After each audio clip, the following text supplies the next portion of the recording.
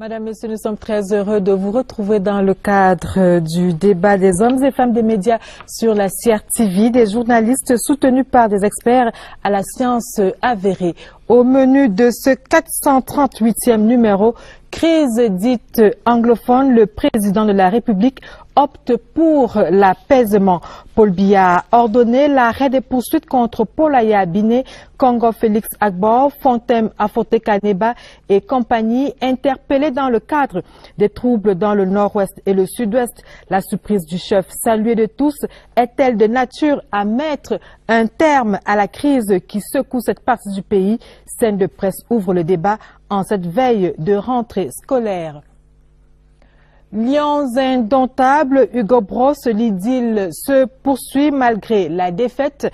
Le sélectionneur de l'équipe Fagnon dément la rumeur sur sa démission après la déculottée face au Nigeria, 4-0. Le team presse officer est sur le plateau de scène de presse ce soir pour le confirmer.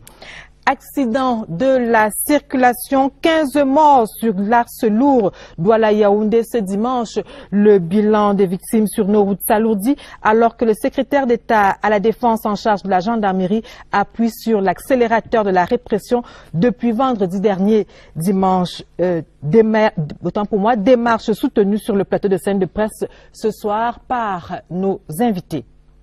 Également au menu, vos rubriques habituelles en zooming, température de la rentrée scolaire dans les régions du nord-ouest et du sud-ouest. En focus, le secrétaire d'État à la défense en charge de la gendarmerie, Jean-Baptiste Bokam, dit tout sur la suite de l'opération contrôle, surveillance et répression entamée depuis 2011. Mais avant, faisons connaissance avec nos invités du soir. Christelle Avom est notre guide.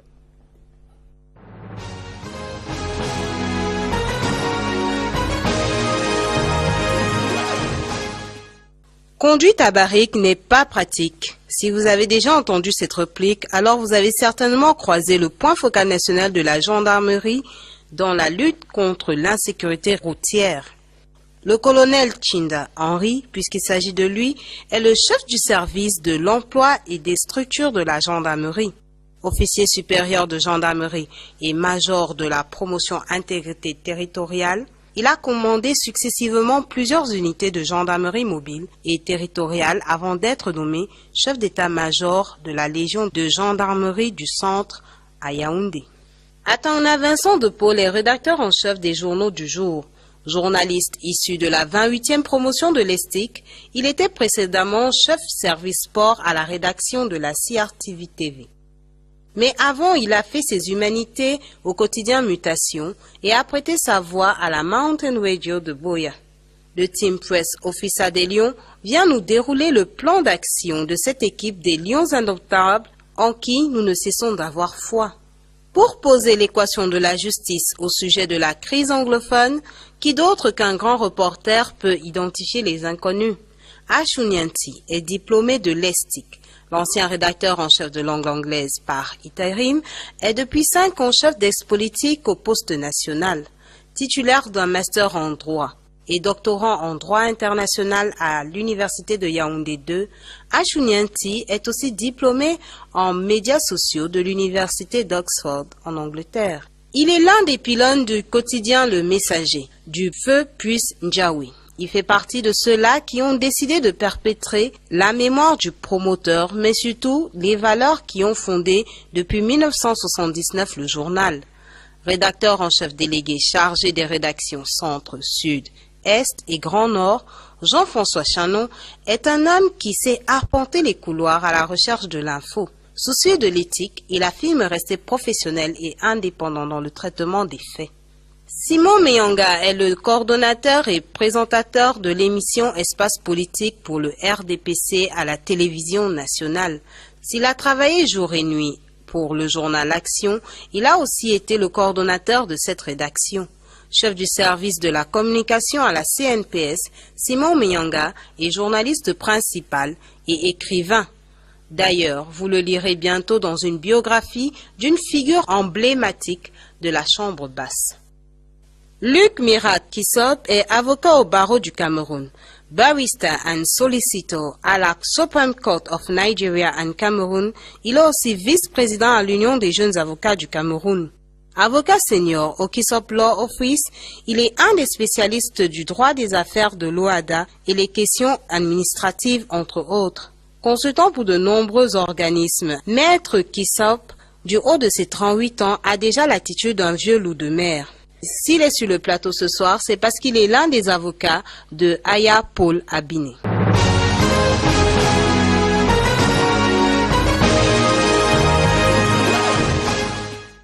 Merci Christelle. Et maintenant, place nette au débat. Vincent de Paula Tangana, bonsoir. Bonsoir Lucrèce. Alors, une déculottée, 4-0 face au Nigeria. Que s'est-il passé?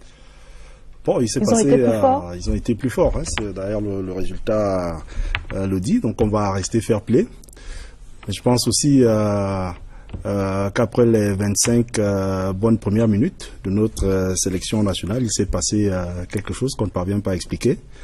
Il y a eu comme une baisse de régime qui nous a entraîné vers le résultat que vous connaissez. Je pense aussi que le contexte international, qui est celui du Cameroun dans le domaine du football, ne nous a pas beaucoup aidé. On avait des arbitres maghrébins qui dirigeaient cette rencontre. On connaît les rapports qu'on a avec ces maghrébins autour, n'est-ce pas, de l'organisation de la CAN 2019. Et vous avez vu qu'en début de rencontre, on a pris 2 cartons jaunes à un endroit quand même stratégique, la défense centrale. Nos 2 défenseurs centraux ont écopé des cartons jaunes et je pense que cela a fortement influencé la suite du match. Donc on va rester fair play et féliciter le Nigeria et se dire que demain, les Lions vont essayer de relever la crinière. Alors, vous parlez de demain, qu'est-ce que vous en pensez? Est-ce qu'on peut espérer quelque chose ou alors il faut oublier cette CAN en Russie? Simon Meyanga, bonsoir. Bonsoir, bonsoir. Nous restons fair play. Est-ce que demain on va espérer quelque chose? Nous allons espérer au moins que les Lions surgissent à Yaoundé. C'est une sortie honorable.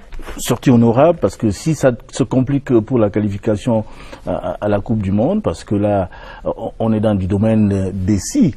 Si le Cameroun gagne le Nigeria à Yaoundé ce lundi par un score de tel, et si la Zambie perd en Algérie, et si le Nigeria perdait ces 3 prochaines rencontres, bon, on est dans le domaine des calculs à n'en plus finir, des probabilités.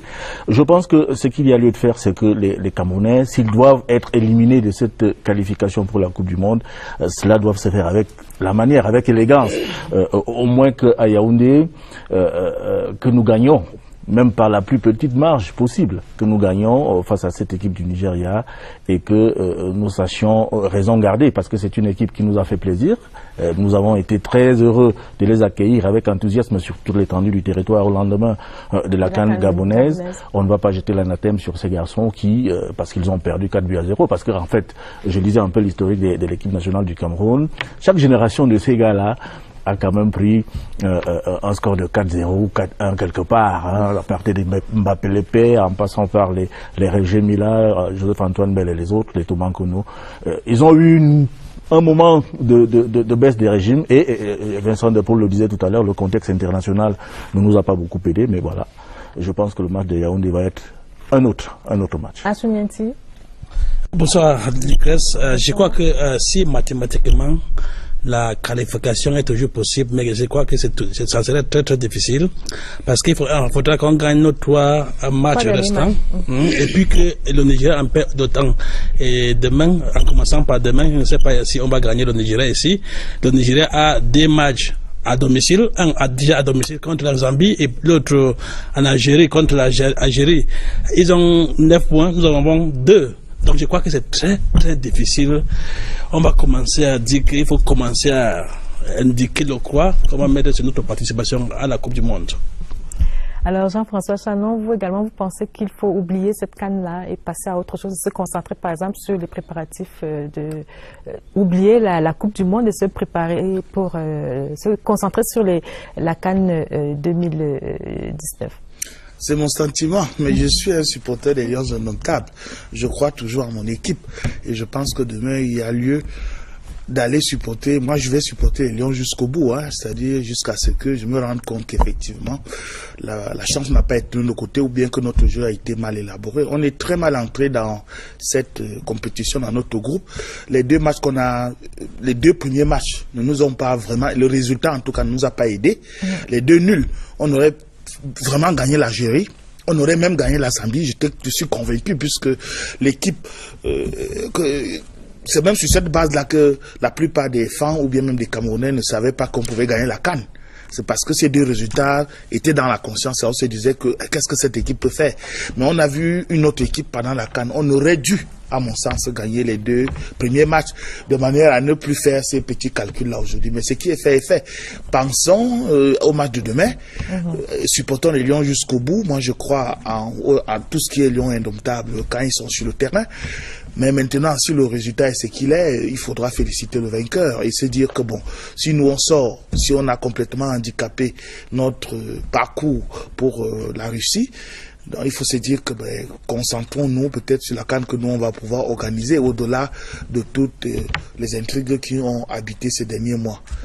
Alors, ce concept-là. Vincent de Paula Tangana, il y a une rumeur folle qui a circulé depuis le retour des Lions au Cameroun concernant la démission de l'entraîneur. Qu'est-ce qu'il en est? Il reste avec les Lions? L'idylle se poursuit? Alors Hugo Broos est là, il n'a jamais déclaré qu'il démissionnait.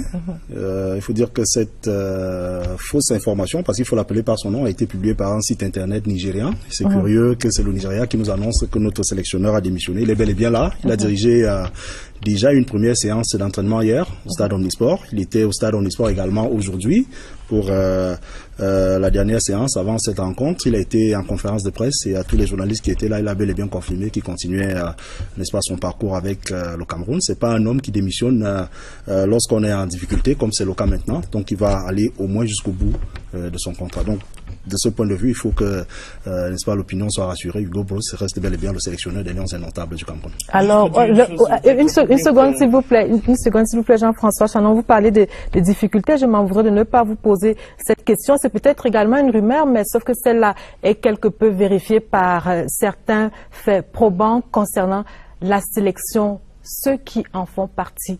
Il y a une rumeur qui court sur une forte présence des joueurs d'une certaine région. Qu'est-ce qu'il en est exactement? Alors, c'est quelque chose de pernicieux.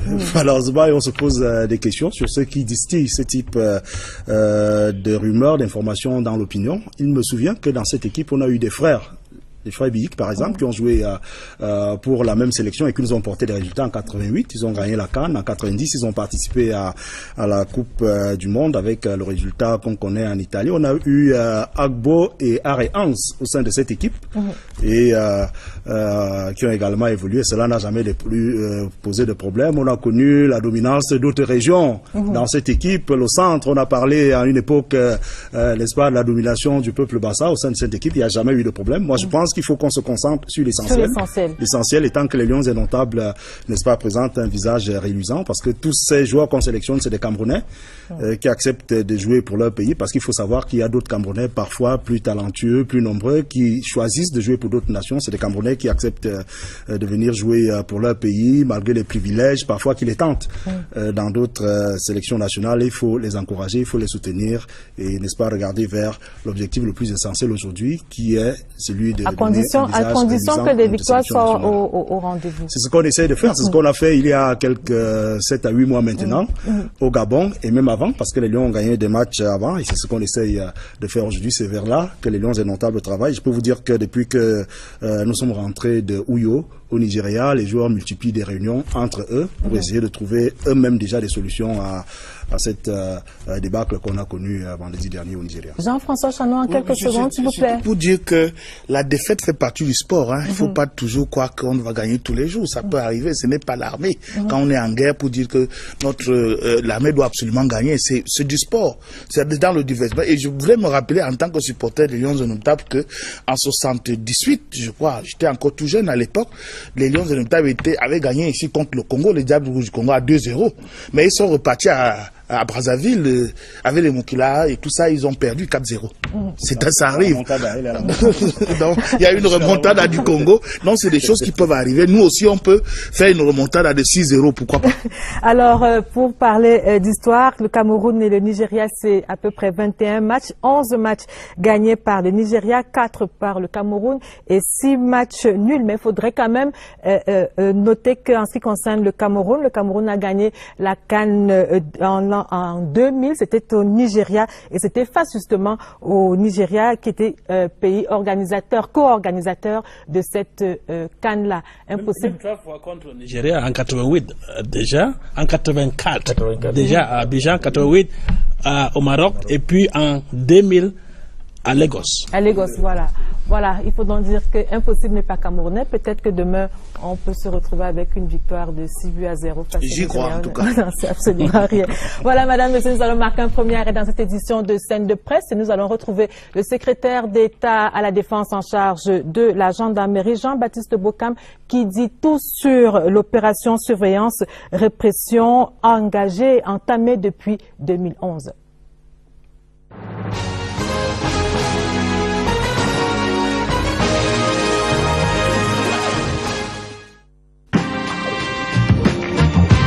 Comme vous le savez, depuis 2011, nous avons engagé une campagne de contrôle, surveillance et répression des infractions sur les axes accidentogènes.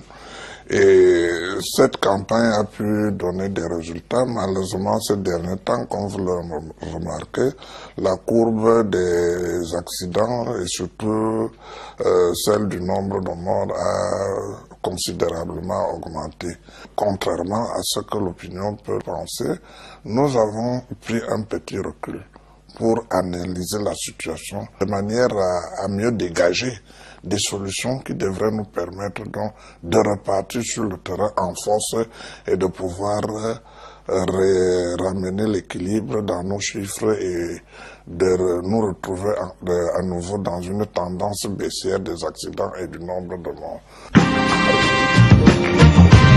Nous allons également mener cette campagne avec les responsables des syndicats de transporteurs qui seront à nos côtés pour assurer la partie sensibilisation, tandis que nous nous mettons un accent sur la partie répression. Le maillage sécuritaire sera très renforcé. Nous avons à peu près, je crois, 18 détachements qui vont être mis en place.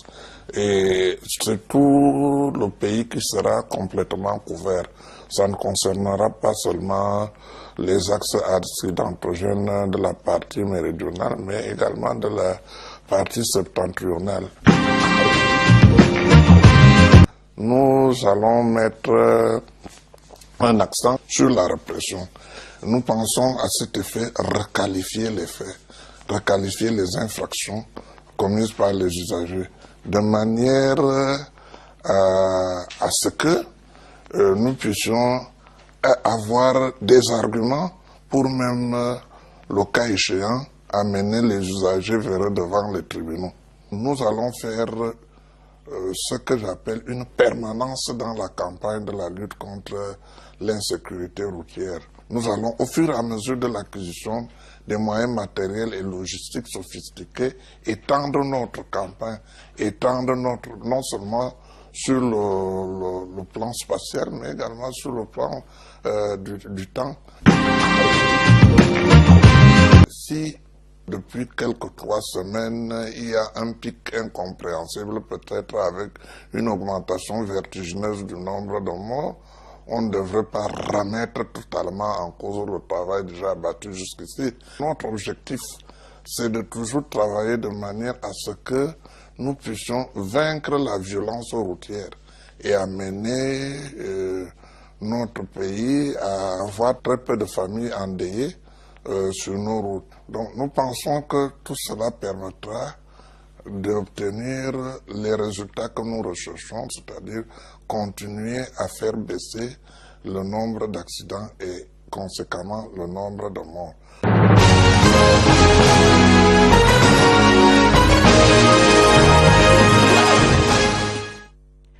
Avec cet élément du secrétaire d'État à la Défense en charge de la gendarmerie, nous entamons donc la deuxième une de cette édition de Scène de presse et nous parlons donc de ces accidents de la circulation qui causent des désarrois dans les familles, qui sèment la désolation dans les familles. 15 morts encore aujourd'hui dans un accident de la circulation sur l'axe lourd Douala-Yaoundé. Bonsoir mon colonel. Bonsoir Lucrèce. Ça fait quand même beaucoup et c'est un accident qui arrive alors que le secrétaire d'État à la gendarmerie se trouve sur le terrain. Vous avez parfaitement raison, cette situation est préoccupante. Elle est préoccupante à plus d'un titre. Vous savez, nous avons commencé notre campagne de contrôle, surveillance et répression des infractions en 2011 et nous avons remarqué qu'il y avait eu une baisse particulièrement intéressante de la courbe des accidents de la circulation. Mais depuis le mois d'août, nous avons noté pas une augmentation du nombre d'accidents de la circulation, mais plutôt une augmentation du nombre de morts.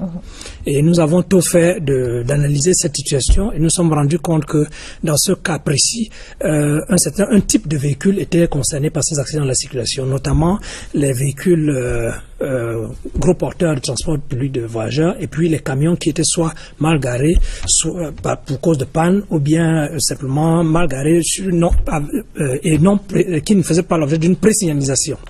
Alors des mesures particulières ont été prises et nous pensons qu'avec ces mesures, nous allons réussir dans les prochains jours à inverser de nouveau cette tendance-là. Il faut dire que dans ce cadre précis, nous avons noté que ces accidents étaient dus pour 90% d'entre eux à une cause humaine ou alors à une cause humaine liée, n'est-ce pas, à une cause matérielle et que la cause environnementale, c'est-à-dire les causes liées aux pluies et consorts étaient de l'ordre de 10% seulement. Alors justement, nous allons commencer par établir ces responsabilités. Achunianti, c'est un avis que vous partagez également, ces accidents sont vraiment causés par les hommes eux-mêmes. Ah oui, déjà, je vais commencer en disant que c'est vraiment regrettable qu'on a autant de morts sur nos routes. Puisque au mois d'août, par exemple, on a eu au moins 100 morts. 100 morts. Sur toute l'étendue du Cameroun, du territoire national. Et comme le colonel vient de les relever, ces accidents sont pour la plupart dus, et moi aussi j'ai constaté, après analyse, qu'ils sont dus à des causes humaines, dépassement abusif, de mauvais état de véhicule, surcharge, tout ça.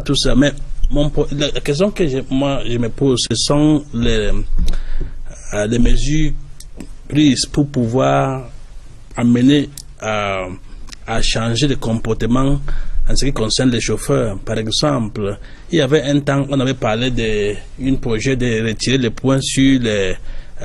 peut-être avant d'arriver à cela, je confirme pour répondre à ta question directement que vraiment, moi je constate aussi que la plupart de ces accidents sont causés par les causes humaines, comme je viens de les relever tantôt. Donc c'est un problème qu'on doit essayer de voir comment on pourra amener des solutions pérennes pour endiguer ces problèmes. Alors, Simon Moyanga, vous également, vous dites tous coupables. Oui, tous coupables, sauf que avec ce que j'ai suivi du secrétaire d'État en charge de la gendarmerie, vivement que la peur du gendarme fasse effet. Vivement que la peur du gendarme fasse effet. Si les statistiques que donne le colonel Tinda tout à l'heure disent que 90% de ces accidents sont dus à des causes humaines et bien d'autres à des causes matérielles, c'est qu'il y a eu quelque part un problème. Un problème sur la délivrance, par exemple, des certificats de visite technique. Si on prend des cas de rue usée, j'ai vu dans un bus qui a fait accident près d'Abomba, on a dit excès de vitesse, dépassement abusif et puis pneus usés. Donc ça c'est des causes à la fois humaines et matérielles. Donc un bus comme celui-là ne devrait pas faire le transport de Maroua à Yaoundé pour transporter des gens. Il y a quelque part quand même une structure... Lorsqu'on parle par exemple de pneus usés, il y a des contrôles sur la route. Justement, c'est pour ça que je dis qu'il y a eu défaillance, non seulement au niveau de la délivrance des visas, des certificats de visite technique, mais également de la surveillance, de ceux qui sont là pour réprimer ce genre d'égarements. Mais heureusement que j'ai suivi tout à l'heure qu'il y a une il va y avoir une requalification des faits, parce que j'ai l'impression que la sensibilisation ne porte plus suffisamment de fruits. Il faut à la sensibilisation véritablement une répression qui ne soit plus une répression simplement pédagogique, mais nous allons revenir sur cette répression-là dans quelques instants. Pour moi, d'introduire Jean-François Chanon sur le sujet, qui lui pense, qui lui a le sentiment qu'il y a eu un certain relâchement depuis quelque temps déjà en ce qui concerne la prévention routière. Oui, en général, de manière qu'il faut que l'institution qui travaille dans la répression et l'institution qui s'occupe des transports en général puissent se mettre ensemble d'une manière ou d'une autre. Parce que il me souvient quand même que une fois, entre notamment dans la région du sud-ouest, lorsque vous sortez de la ville, il y avait un système c'est-à-dire les gendarmes étaient là pour la répression, mais la sécurité routière existait, c'est-à-dire la prévention, c'est-à-dire qu'il y a des membres du ministère des Transports qui étaient là pour contrôler si les automobilistes avaient leur ceinture de sécurité, à s'assurer que est-ce que tout le monde a sa sécurité, maintenant vous pouvez partir, etc. Je sors d'un voyage dans le pays, c'est-à-dire je suis parti de Yaoundé pour Konsamba. J'ai eu tellement peur pour ce voyage que je me suis dit, qu'est-ce qui va se passer? C'est ce que j'ai vu. Et ce qui m'étonne, c'est qu'il y a des Camerounais même qui sont complices. Complices de quoi? Vous êtes dans un bus. Vous êtes incapable de dire au chauffeur, monsieur le chauffeur, vous ne devez pas faire ce genre de dépassement. Parce que quand vous le faites la remarque, c'est des autres passagers qui vous disent, mais laisse-nous voyager tranquillement jusqu'à ce que le pire arrive. Ça doit cesser ce genre de choses-là. C'est-à-dire, nous sommes d'abord, je pense que pour la solution, il faut impliquer la société civile. Que les citoyens participent à leur sécurité. Quand ils prennent le bus, quand ils prennent des voitures. Vous ne pouvez pas monter dans une voiture à 9, alors que la voiture a 5 places. Hein? Conséquence, s'il y a un accident, tout le monde s'en va. Oui, tout le monde pleure, mais on ne se rend pas compte. On va faire comment? Mais il faut arrêter avec on va faire comment? Et de plus, moi je suis fils de gendarme. J'ai du mal à parler de la gendarmerie en mauvais termes, quoi, parce que c'est la gendarmerie qui m'a élevé. Mais je voudrais dire quand même que on a des brigades de motorité sur le terrain. Mais ce qu'on constate, c'est quoi? C'est que parfois, l'adjudant-chef ou le sergent-chef qui est en route se laisse aller parfois, il siffle une voiture et il attend peut-être que la voiture vienne au lieu d'aller vers le véhicule. Même il attend que le chauffeur vienne vers lui pour des raisons qu'on ne peut pas savoir. Je ne sais pas trop bien, mais en tout cas, ce qu'on constate est que c'est très très difficile d'accepter ce genre de choses. Quand on est des gendarmes au bord de la route qui croisent les bras les pieds sur la moto, je pense que mon colonel, la hiérarchie devait pouvoir contrôler cela aussi à l'intérieur. C'est-à-dire faire des passages sur nos voies pour voir si les gendarmes, la brigade routière fait effectivement son travail. Alors, parce qu'entre autres, je crois que c'est aussi ça, pour cela qu'on leur donne des motos. Et non pour croiser les bras, attendre que le gars vienne donner le dossier avec peut-être un billet dedans. Il faut arrêter tout ça. Alors, on va revenir sur le colonel Tchinda. Il se dit également que les conducteurs jouent, à la suite de ce que Jean-François Chanon vient de dire, il se dit également que les conducteurs jouent un peu au chat et à la souris avec les gendarmes. La plupart de ces conducteurs savent déjà où se trouvent les radars. Donc lorsqu'ils sont entre deux radars, ils savent comment rouler. Lorsqu'il n'y a plus de radar devant eux, ils remettent la vitesse et puis ce qui doit arriver arrive. Est-ce qu'on peut imaginer, par exemple, qu'on multiplie les radars sur les différents axes routiers, notamment les axes les plus accidentogènes? Bien, il faut savoir qu'il existe plusieurs types de radars, enfin des cinéomètres laser. Il existe des radars fixes et des radars mobiles. Les radars que nous utilisons actuellement sont des radars mobiles. Et nous prescrivons à nos détachements la mobilité. La mobilité pour le détachement parce que le poste doit être changé régulièrement au cours de la journée. La mobilité également pour les patrouilles, pour ceux qui sont à moto, pour qu'effectivement on puisse suivre les usagers au-delà du poste d'interception. Parce que nous avons remarqué effectivement, et c'est d'ailleurs ça qui a fait que nous passions de la 2e à la 3e génération de notre opération, nous avons remarqué que quand les usagers dépassaient le poste d'interception, ils remettaient les pleins gaz, étant convaincus qu'ils ne vont plus trouver un autre poste dans les peut-être 20-30 km qui suivent. Donc des mesures ont été prises dans ce sens. Et nous sommes d'ailleurs en train de commencer des formations particulières pour que nos personnels puissent être formés de nouveau à cette pratique des patrouilles que nous voulons être permanente. Donc, s'agissant maintenant des cas qui ont été évoqués tout à l'heure pour des véhicules avec des roues usées, nous avons également durci notre façon d'intervenir. Dorénavant, il ne sera plus possible pour un usager qui circule avec des roues usées de pouvoir, après avoir été entendu pour les faits, ou bien après avoir payé volontairement l'amende forfaitaire, de continuer le voyage avec la même voiture. Le véhicule est dorénavant immobilisé jusqu'à ce qu'on remplace les roues. Si au bout de 48 heures, les roues ne sont pas immobilisées, les roues ne sont pas remplacées, le véhicule est mis en fourrière. Donc, nous, dorénavant, faisons cesser automatiquement l'infraction avant de remettre le véhicule en circulation. Et comme le ministre l'a dit tout à l'heure, nous sommes en train de durcir davantage pour combiner aux infractions qui sont prévues dans le code de la route, le code communautaire CEMAC. Nous sommes en train de voir, nous sommes également en train d'y associer l'article 228 du code pénal qui parle des activités dangereuses pour que les gens qui se comportent comme des délinquants sur la route soient sanctionnés plus durement. On peut imaginer des peines privatives de liberté, par exemple, aussi?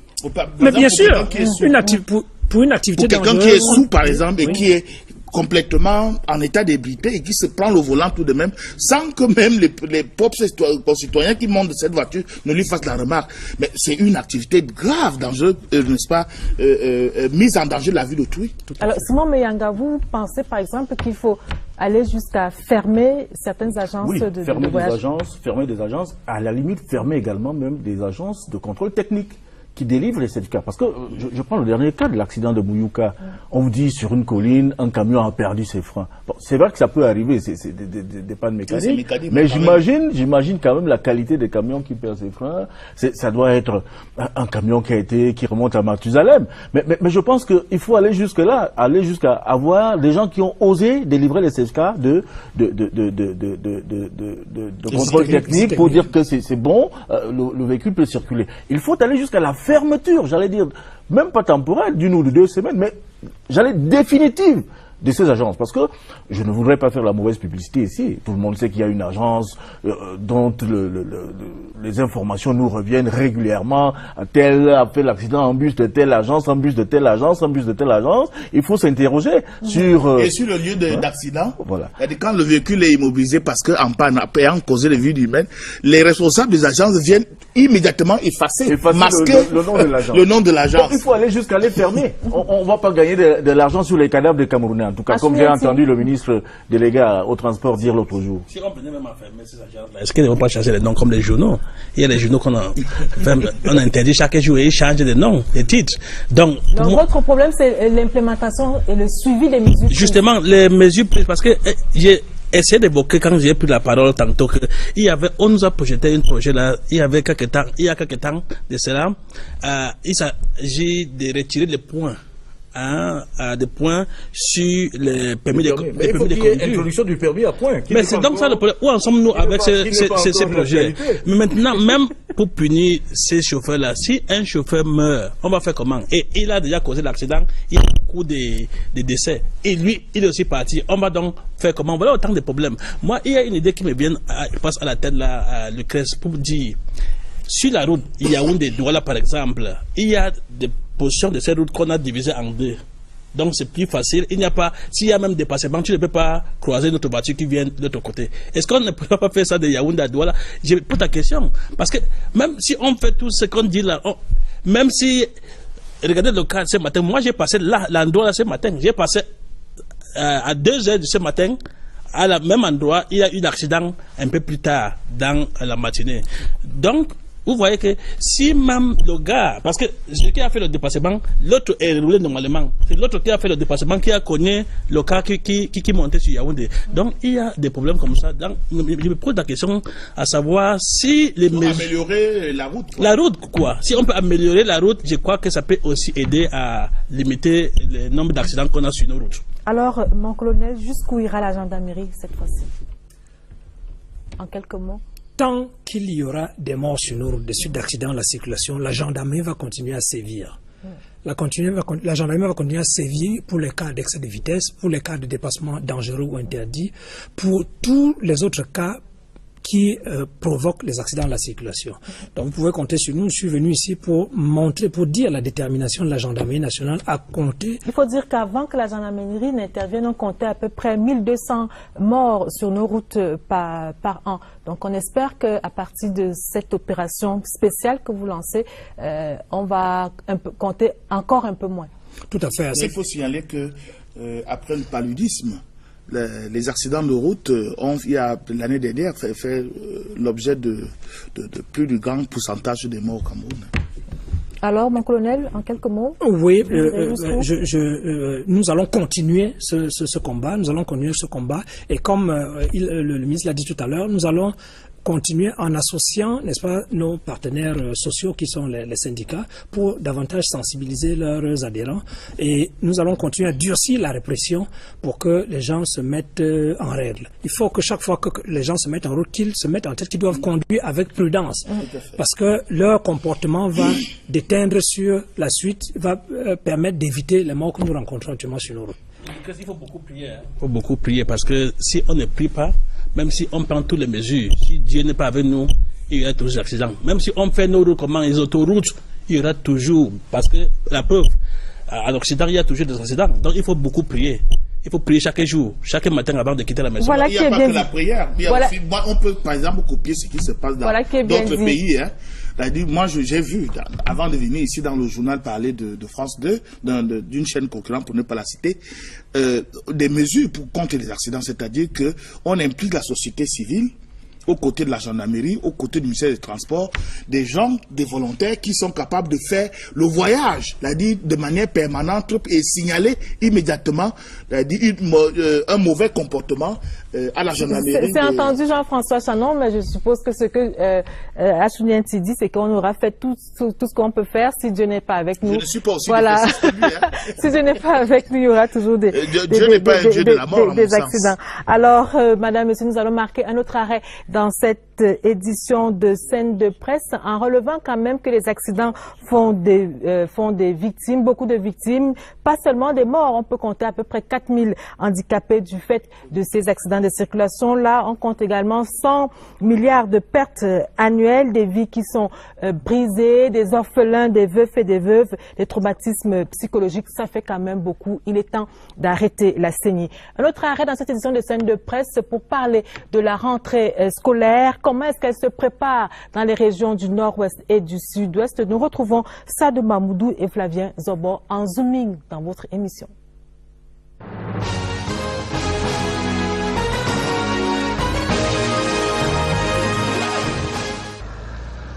Le sud-ouest n'entend pas manquer le train de la nouvelle année scolaire 2017-2018. J'ai arrangé mes enfants pour entrer à l'école et c'est très nécessaire. C'est un droit fondamental, ce qu'on appelle en anglais human rights. L'enfant doit être éduqué parce que c'est eux qui vont nous remplacer.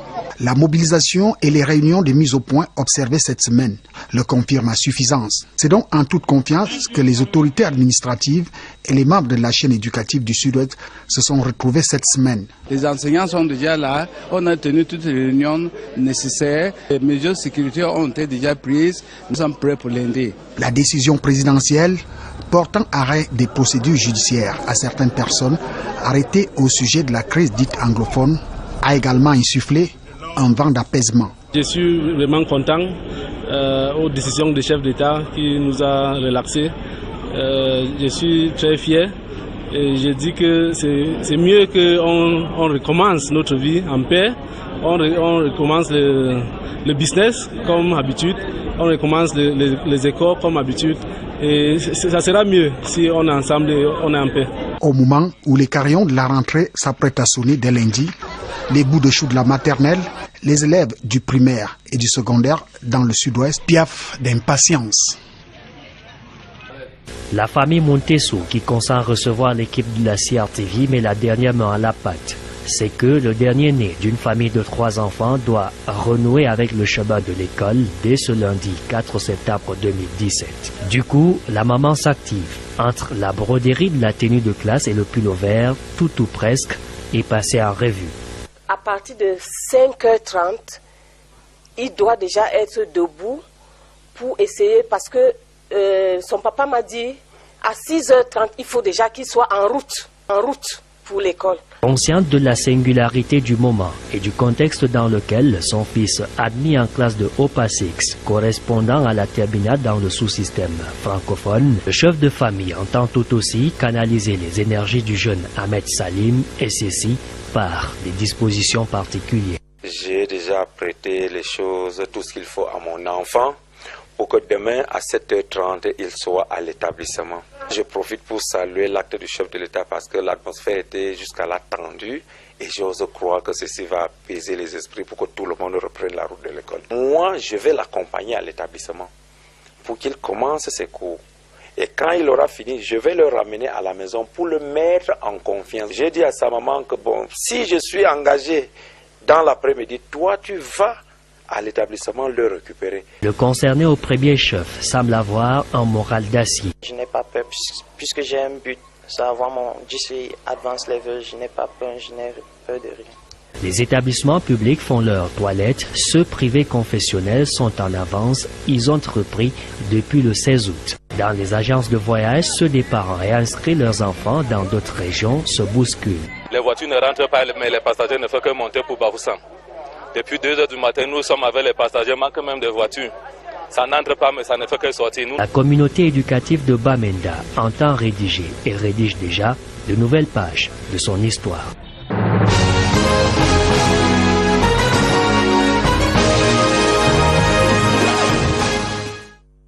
Retour sur le plateau de scène de presse et nous accueillons sur le plateau Maître Kissop. Bonsoir. Bonsoir Lucrèce. Alors, comment avez-vous accueilli la décision du président de la République qui permet de libérer tout ce qui avait été, enfin, la plupart de ceux qui avaient été arrêtés dans le cadre des troubles dans les régions du Nord-Ouest et du Sud-Est? Eh bien, Lucrèce, c'était une très bonne nouvelle. Une nouvelle qui vient un peu mettre du calme, qui vient un peu remettre au centre du jour les réelles raisons même pour ces poursuites. Dans le cas de mon client, M. Aya Paul-Abinet, il n'avait jamais eu instruction et vous allez vous rendre compte dans votre reportage du 31 août qu'il a été libéré des cellules du 7 parce qu'il n'est jamais passé devant un juge, il n'est jamais passé devant un tribunal. Donc, nous sommes contents de l'action prise par le chef de l'État. Alors, cette décision du président de la République est une décision parfaitement légale? Oui, elle est parfaitement légale parce que il faut lire de manière conjointe l'article 64 du code du procédure pénale et l'article 13 alinéa 4 et suivant du code de justice militaire qui prescrit que le chef de l'État peut prescrire l'arrêt de poursuite contre des personnes qui sont poursuivies pour certaines infractions dans le but de préserver l'ordre social et la paix publique. Mais c'est vrai, par la suite, il y a eu beaucoup d'ambiguïté dans l'application de cette mesure. Nous allons y revenir, vous allez revenir dans quelques instants. Alors, Achouniati, vous sortez de Bangem, dans le coupé Mandengouba, région du Sud-Ouest. Comment cette décision est-elle accueillie de ce côté-là? Je t'assure, Lucrèce, les gens des coupés Mandengouba ont magnifié, ont salué la décision du chef de l'État pour arrêter les poursuites en ce qui concerne les leaders anglophones, y compris Aya Paul-Abinet. Les gens étaient contents. Seulement, ils auraient espéré que tous les détenus, ils pensaient que tous les détenus allaient être relâchés, mais quand cela ne tienne, 55 personnes relâchées, c'était quand même une bonne nouvelle pour la population de la Coupé Mandengouba et le Sud-Ouest tout entier. C'est pourquoi je me suis rendu sur le terrain pour capter les sentiments des populations et je pense qu'ils sont contents de ça et ça a aidé à apaiser les tensions,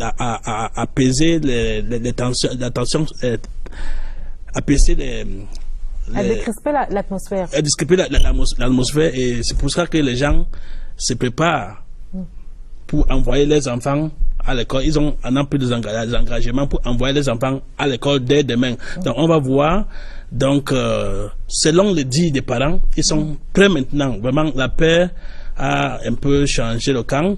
Et ils n'ont plus peur d'envoyer les enfants à l'école. Donc dès demain, on espère avoir les enfants sur le chemin des écoles au niveau du sud-ouest. Ne serait-ce que dans le nord-ouest. Mais même le nord-ouest aussi. Alors, Simon Meyang, est-ce que vous pensez que cette décision du président de la République augure de la fin de la crise dans ces régions-là? Normalement. C'est-à-dire que au-delà de la surenchère que certains, c'est vrai, dans une situation comme celle-là, il y a toujours des pêcheurs à notre groupe. Je pense que c'est la décision qu'il fallait et que les leaders syndicaux attendaient.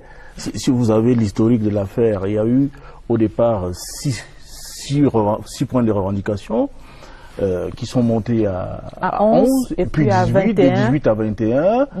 Tous les points de revendication ont été accordés à ce jour par le chef de l'État. Le gouvernement a dit oui, a marché, a obéi, a répondu favorablement aux préoccupations posées par les syndicats des enseignants et des avocats. Il y a eu des réformes profondes au niveau beaucoup de réformes profondes qui ont été faites. Maintenant, au-delà des 21 points qui avaient été soulevés par les syndicats, il y avait un autre qui concernait la libération sans condition, la libération inconditionnelle des acteurs arrêtés dans le cadre de ces affaires-là, dans le nord-ouest et le sud-ouest, et c'est ça. Il ne restait plus que une autre conditionnalité qui ne relevait pas de la commission ad hoc interministérielle mise en place par le gouvernement pour entretenir ce dialogue-là, notamment celle concernant la forme de l'État, sur laquelle on connaît la position du président de la République, on connaît la position du gouvernement et du parti, le RDPC, que je dois connaître, celle sur le caractère non négociable de la forme de l'État. Le Cameroun est un et indivisible, mais en dehors de ce point-là, qui n'est même pas un point de discussion de départ. Tout est, mais alors tout a été accordé. Mais on entend maintenant que les leaders qui ont été relâchés, leurs points focaux, leurs porte-parole appellent maintenant à cet apaisement dont Maître vient de parler, et que cet apaisement, un retour à la normale, permette aux enfants d'aller à l'école. C'est entendu. Jean-François Chanon, vous également, vous pensez que c'est la fin de la crise, ou alors il y a encore fort à faire?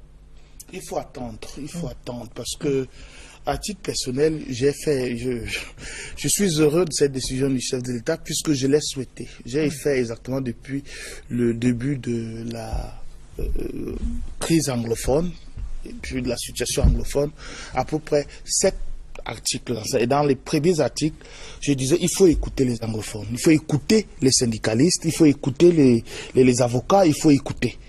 Alors, pendant que les faucons disent non, mais ils posent un mauvais problème, créer la commission ad hoc pour écouter.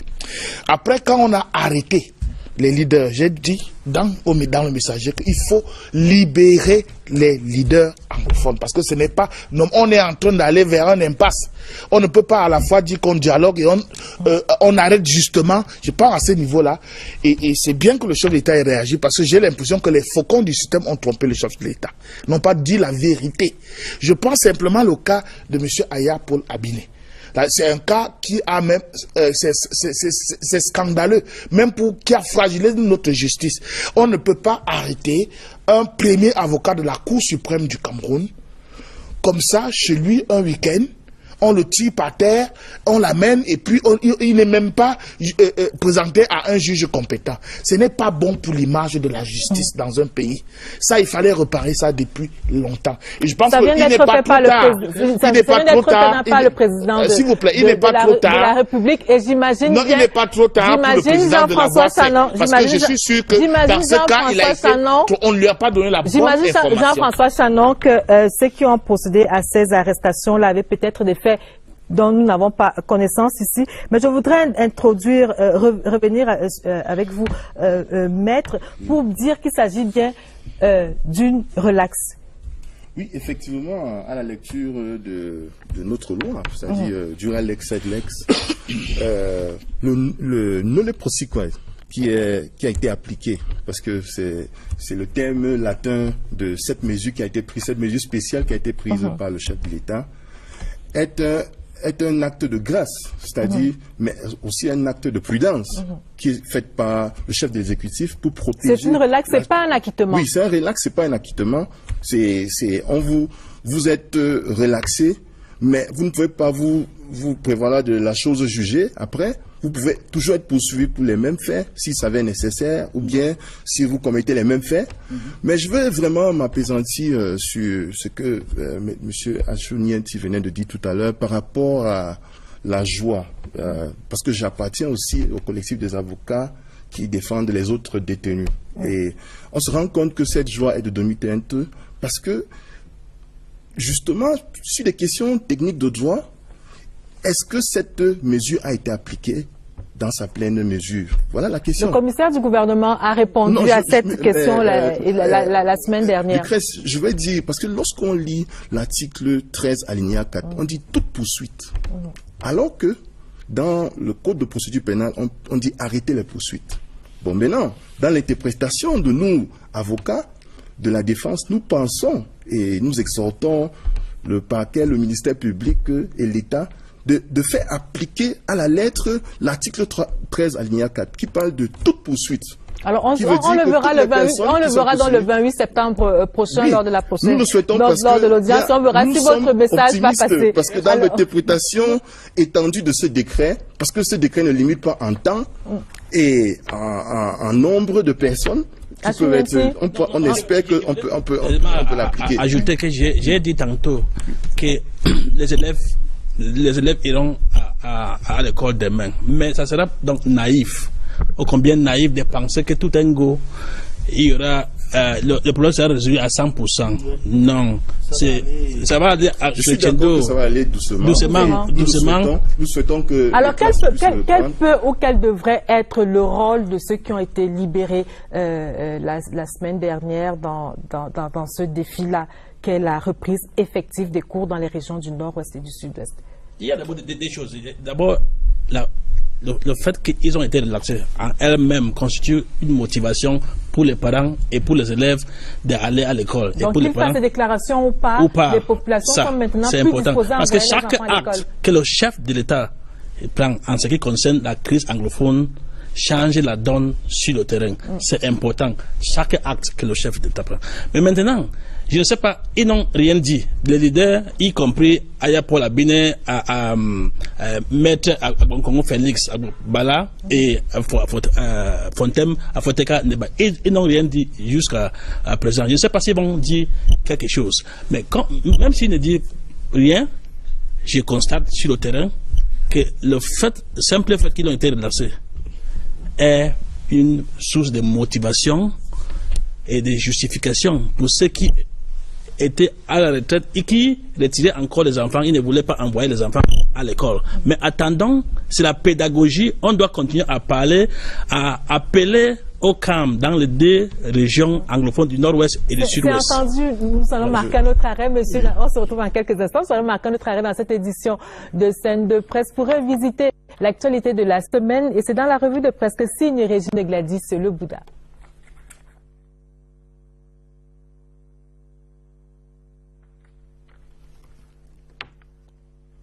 Alors, Régine Gladys Le Bouddha n'est pas encore prête. Maître Kissa, vous vouliez ajouter un mot en quelques secondes? Oui, en fait, je voulais dire que sur le point de la rentrée scolaire, je pense que les avocats, le collectif des avocats qui s'occupe de la défense de M. Agbobala et Fontem Niba et les autres ont pondu un communiqué hier ou avant-hier dans lequel ils ont dit que le souhait est qu'il y ait rentrée effective des cours. Mais cela ne change en rien le fait que nous allons continuer à nous battre pour les autres détenus. Nous allons espérer avec beaucoup d'optimisme puisque le communiqué seront libérés le 28 septembre. Oui, le communiqué ne limite pas en temps et en nombre de personnes. C'est vrai. Sur un plan général du droit pénal, on va parler de l'opportunité de poursuite et que le ministère public a le droit de libérer telle ou telle autre personne. Mais je dis, si nous lisons de manière stratégique et vraiment claire les dispositions de l'article 13, alinéa 4, qui parle de toute poursuite, on peut, et je le plaide déjà, libérer tout le monde. Voilà, nous allons retrouver cette fois-ci Régine Gladys Le Bouddha qui est prête pour la revue de presse.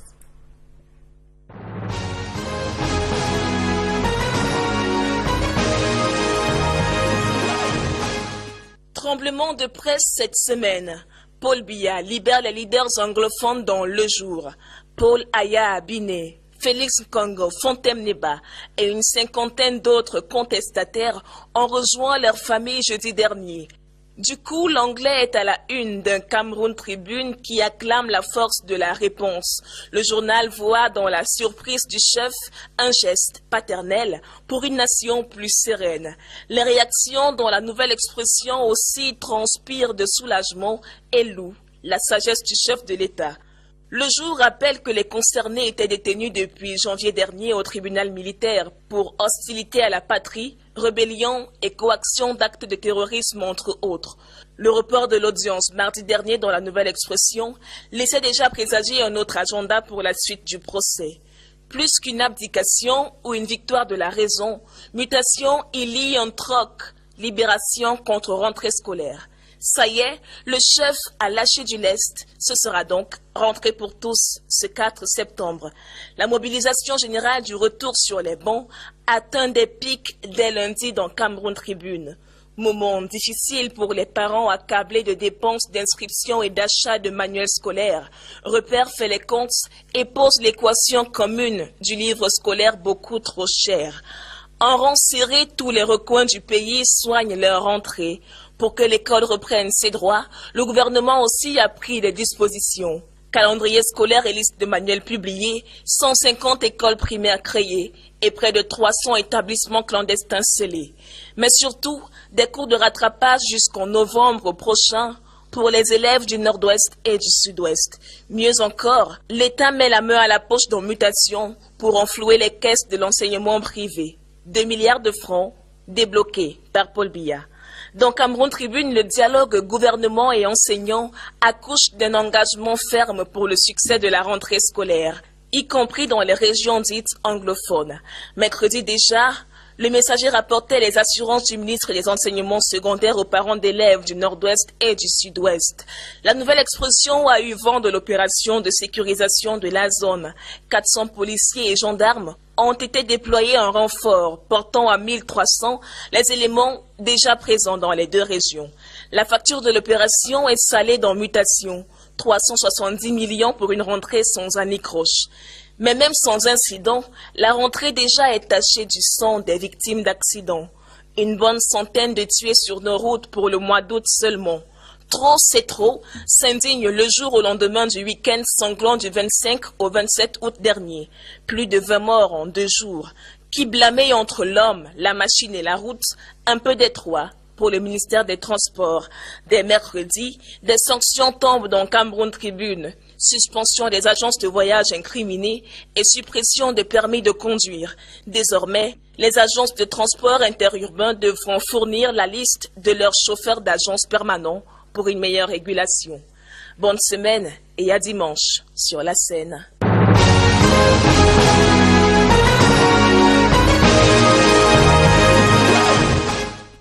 Nous restons pour ainsi dire en kiosque et nous retrouvons Martine-Noël Dengue pour les unes du lundi. Bonsoir Martine-Noël. Bonsoir Lucrèce, téléspectateurs de Scène de Presse, bonsoir. Comme vous pouvez vous imaginer, la rentrée scolaire, la libération des leaders anglophones et les lions indomptables font l'actualité dans la plupart de nos canards ce lundi 4 septembre. L'essentiel du Cameroun titre Rentrée scolaire 2017, grande mobilisation autour de l'école. Le journal d'Antoine Wongo Aranda dit que la décision du chef de l'État d'abandonner les poursuites contre les leaders et activistes anglophones provoque une mobilisation pour que l'école reprenne lundi dans les régions du Nord-Ouest et du Sud-Ouest. Tous à l'école, c'est le titre que Mutation choisit en pied de une, pendant que sa une est consacrée à ce que l'on qualifie de crise anglophone. Selon le journal de Georges-Alain Boyomo, l'ONU demande l'ouverture du dialogue politique. Le porte-parole du secrétaire général des Nations Unies, Stéphane Dujarric, a réagi le 30 août suite à la libération des anciens détenus. La même actualité barre la une de défis actuels. À lire dans l'hebdomadaire de François Bambou, les dessous de la libération et les réactions de certains leaders politiques. D'autres réactions à lire dans Défis actuels, ce sont celles des Camerounais suite à ce qui est qualifié de fessée historique. Les lions indomptables humiliés, et c'est le terme employé par ce journal, par les Super Eagles du Nigeria, 4-0 vendredi dernier à Uyo, au Nigeria. À rappel, le match retour se joue ce lundi au stade Omnisport Amadou Ahidjo de Yaoundé dans l'après-midi. D'autres titres qui paraissent ce lundi. Intégration. Le journal de Thierry Ndon fait un zoom sur certaines entreprises comme la CNPS, la Croix-Rouge camerounaise, Yumi et autres. Enfin, Camer Presse met en lumière le deuxième Cameroun Investment Forum que l'agence de promotion des investissements organise à Douala en novembre prochain. C'est tout pour les unes de ce lundi 4 septembre. Bonne rentrée scolaire à tous. Merci Martine Noël. Retour sur le plateau pour ce dernier tour de table. Alors on va dire, comme le signalait tout à l'heure, tous à l'école demain pour nos enfants. Oui. Jean-François Chanon, oui, naturellement. Moi, je pense que c'est ce qu'il y a à faire. Hein. Il faut absolument que les enfants... pour tout le monde demain. Oui, naturellement, il faut le souhaiter. Mais moi, je pense qu'il y a aussi une position politique que le président peut faire. Hein. C'est-à-dire, pour encourager cela, c'est par exemple poser un acte politique, recevoir les leaders qui viennent d'être libérés, notamment Paul Aya, Bala Agbor et Fontaine. Le président peut les recevoir. Ça peut encore décrisper de manière davantage. Simon Meyanga. Voilà, je pense que c'est un acte politique fort, c'est l'acte de l'année, et je pense que c'est de nature à ramener le calme. Lorsque l'ONU parle de l'ouverture d'un dialogue politique, on n'a pas attendu l'ONU pour dialoguer. Nous allons continuer à dialoguer avec nos frères de l'anglophone. Mais voilà, c'était... Et il y a également eu des troubles, il faut le préciser. Madame, le bâton et la carotte. Merci à toutes les équipes techniques et rédactionnelles. Voilà, merci à toutes les équipes techniques et rédactionnelles. Merci, messieurs, d'être venus. Retrouvez juste après cette édition de Scène de Presse votre émission Espace Politique ce soir qui fait un arrêt majeur sur la rentrée scolaire. La presse quitte la scène. Merci, bonsoir. Regardez le cas ce matin. Moi, j'ai passé l'endroit ce matin. J'ai passé à 2h de ce matin. À la même endroit, il y a eu un accident un peu plus tard dans la matinée. Donc, vous voyez que si même le gars, parce que celui qui a fait le dépassement, l'autre est roulé normalement. C'est l'autre qui a fait le dépassement qui a connu le cas qui montait sur Yaoundé. Donc il y a des problèmes comme ça. Donc, je me pose la question à savoir si les mesures... améliorer la route. La route, quoi. Si on peut améliorer la route, je crois que ça peut aussi aider à limiter le nombre d'accidents qu'on a sur nos routes. Alors, mon colonel, jusqu'où ira la gendarmerie cette fois-ci? En quelques mots. Tant qu'il y aura des morts sur nos routes, des suites d'accidents de la circulation, la gendarmerie va continuer à sévir. La gendarmerie va continuer à sévir pour les cas d'excès de vitesse, pour les cas de dépassement dangereux ou interdit, pour tous les autres cas qui provoquent les accidents de la circulation. Donc vous pouvez compter sur nous. Je suis venu ici pour montrer, pour dire la détermination de la gendarmerie nationale à compter. Il faut dire qu'avant que la gendarmerie n'intervienne, on comptait à peu près 1200 morts sur nos routes par an. Donc on espère qu'à partir de cette opération spéciale que vous lancez, on va compter encore un peu moins. Tout à fait. Mais il faut signaler que après le paludisme, les accidents de route ont, l'année dernière, fait l'objet de plus du grand pourcentage des morts au Cameroun. Alors, mon colonel, en quelques mots? Oui, nous allons continuer ce combat. Nous allons continuer ce combat. Et comme le ministre l'a dit tout à l'heure, nous allons continuer en associant, n'est-ce pas, nos partenaires sociaux qui sont les syndicats pour davantage sensibiliser leurs adhérents. Et nous allons continuer à durcir la répression pour que les gens se mettent en règle. Il faut que chaque fois que les gens se mettent en route, qu'ils se mettent en tête qu'ils doivent conduire avec prudence. Parce que leur comportement va déteindre sur la suite, va permettre d'éviter les morts que nous rencontrons actuellement sur nos routes. Il faut beaucoup prier. Il faut beaucoup prier parce que si on ne prie pas, même si on prend toutes les mesures, si Dieu n'est pas avec nous, il y aura toujours des accidents. Même si on fait nos routes comme les autoroutes, il y aura toujours, parce que la preuve, à l'Occident, il y a toujours des accidents. Donc il faut beaucoup prier. il faut prier chaque jour, chaque matin avant de quitter la maison. Voilà, il n'y a pas que la prière. Il y a aussi, on peut par exemple copier ce qui se passe dans d'autres pays. Hein. Moi, j'ai vu, avant de venir ici dans le journal parler de France 2, d'une chaîne concurrente, pour ne pas la citer, des mesures contre les accidents, c'est-à-dire qu'on implique la société civile, aux côtés de la gendarmerie, aux côtés du ministère des Transports, des gens, des volontaires qui sont capables de faire le voyage, de manière permanente et signaler immédiatement un mauvais comportement à la gendarmerie. C'est entendu Jean-François Chanon, mais je suppose que ce que Achoulienti dit, c'est qu'on aura fait tout ce qu'on peut faire si Dieu n'est pas avec nous. Je ne suis pas aussi voilà. lui, hein. Si Dieu n'est pas avec nous, il y aura toujours des accidents.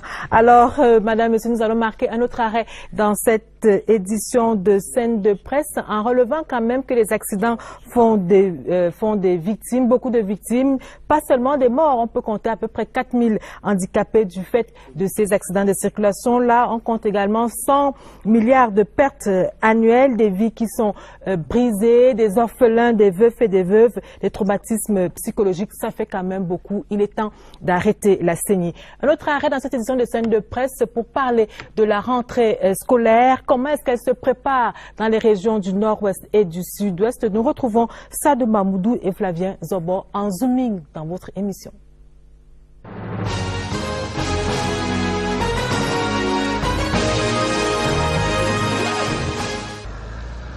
Le sud-ouest n'entend pas manquer le train de la nouvelle année scolaire 2017-2018. J'ai arrangé mes enfants pour entrer à l'école et c'est très nécessaire. C'est une loi fondamentale, ce qu'on appelle en anglais human rights. L'enfant doit être éduqué. Parce que c'est eux qui vont nous remplacer. La mobilisation et les réunions de mise au point observées cette semaine le confirment à suffisance. C'est donc en toute confiance que les autorités administratives et les membres de la chaîne éducative du Sud-Ouest se sont retrouvés cette semaine. Les enseignants sont déjà là. On a tenu toutes les réunions nécessaires. Les mesures de sécurité ont été déjà prises. Nous sommes prêts pour lundi. La décision présidentielle portant arrêt des procédures judiciaires à certaines personnes arrêtées au sujet de la crise dite anglophone a également insufflé un vent d'apaisement. Je suis vraiment content aux décisions du chef d'État qui nous a relaxés.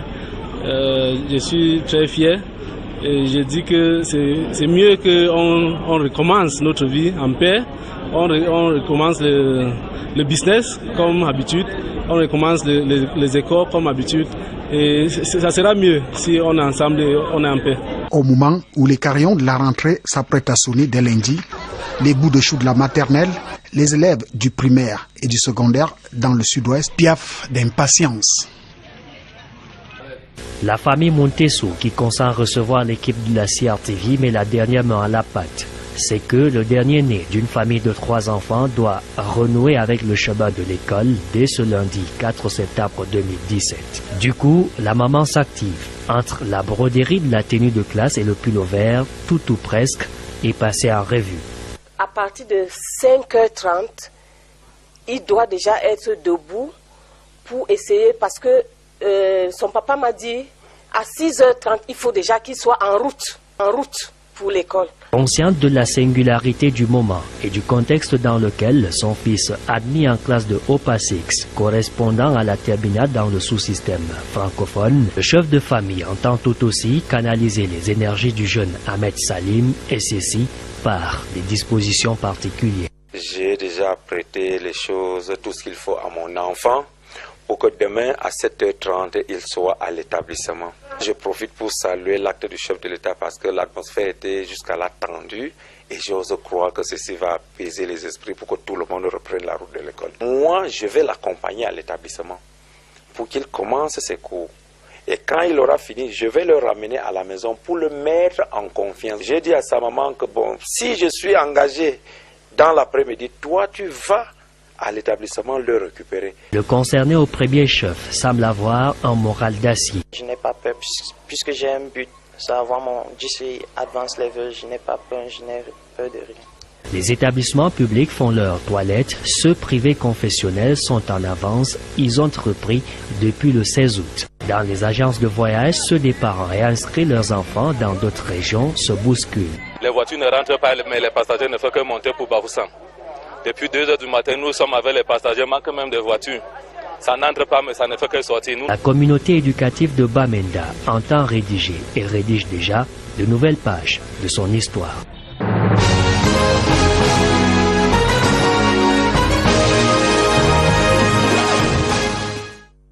Retour sur le plateau de scène de presse et nous accueillons sur le plateau Maître Kissop. Bonsoir. Bonsoir, Lucrèce. Alors, comment avez-vous accueilli la décision du président de la République qui permet de libérer tout ce qui avait été, enfin, la plupart de ceux qui avaient été arrêtés dans le cadre des troubles dans les régions du Nord-Ouest et du Sud-Est? Eh bien, Lucrèce, c'était une très bonne nouvelle.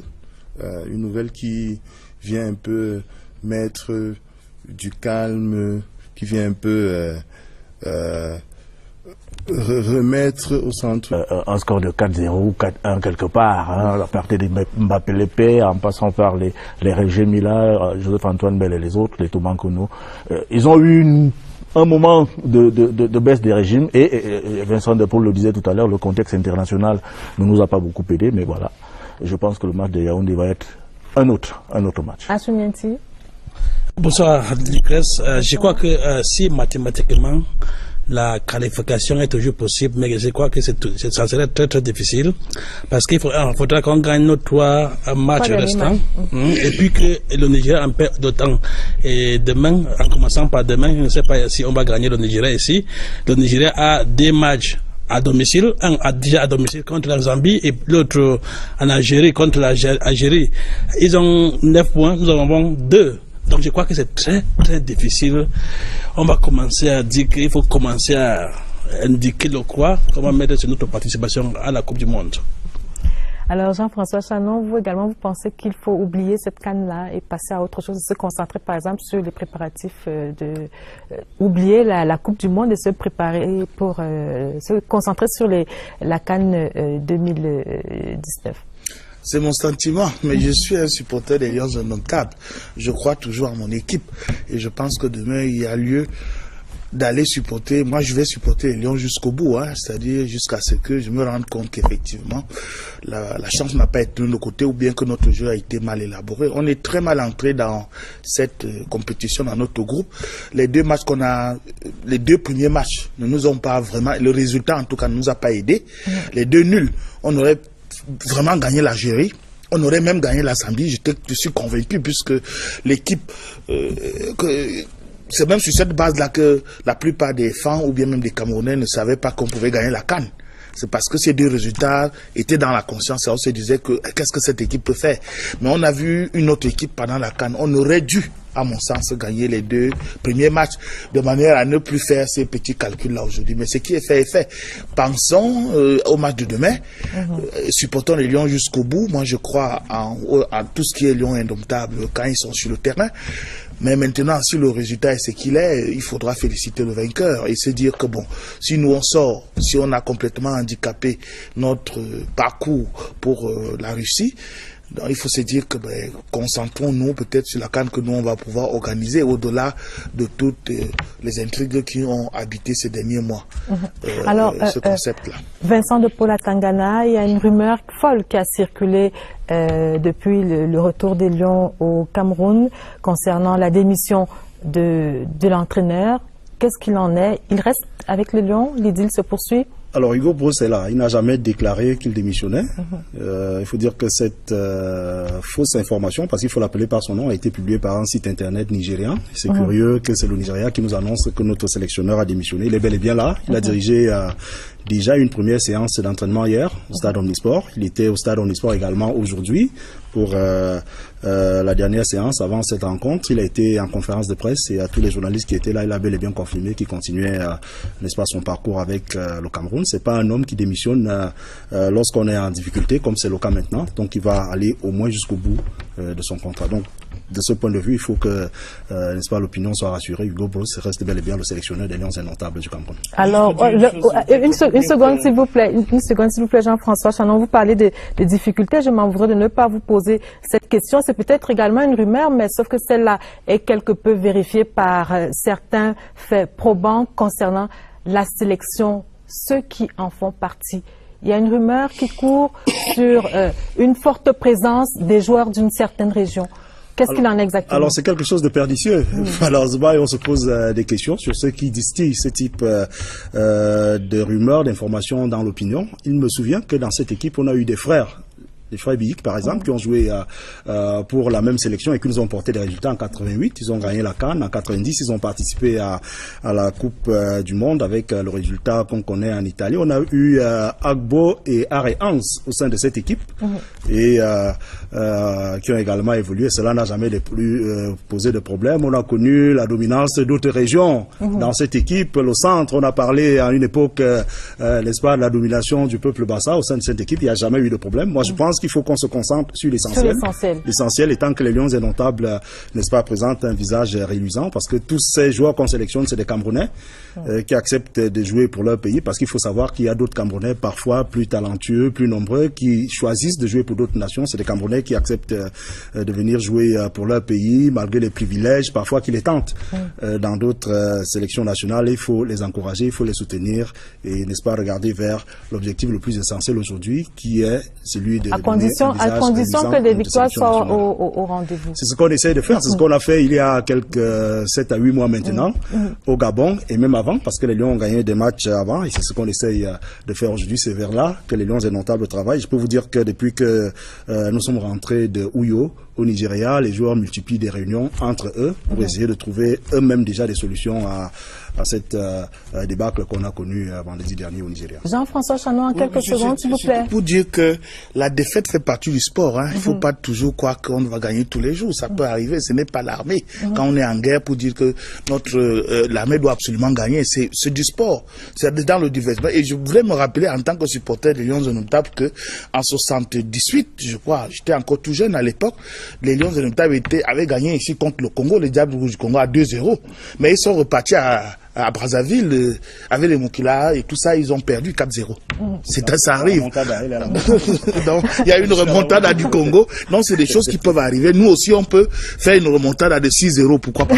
Alors, pour parler d'histoire, le Cameroun et le Nigeria, c'est à peu près 21 matchs, 11 matchs gagnés par le Nigeria, 4 par le Cameroun et 6 matchs nuls. Mais il faudrait quand même noter qu'en ce qui concerne le Cameroun a gagné la CAN en 2000, c'était au Nigeria et c'était face justement au Nigeria qui était pays organisateur, co-organisateur de cette CAN-là. Impossible. Même 3 fois contre le Nigeria en 88 déjà, en 84 déjà à Abidjan, 88 au Maroc et puis en 2000 à Lagos. À Lagos, voilà. Voilà, il faut donc dire que impossible n'est pas camerounais. Peut-être que demain, on peut se retrouver avec une victoire de 6-0. J'y crois, en tout cas. Non, c'est absolument rien. Voilà, madame, monsieur, nous allons marquer un premier arrêt dans cette édition de Scène de presse et nous allons retrouver le secrétaire d'État à la Défense en charge de la gendarmerie, Jean-Baptiste Bokam, qui dit tout sur l'opération surveillance répression entamée depuis 2011.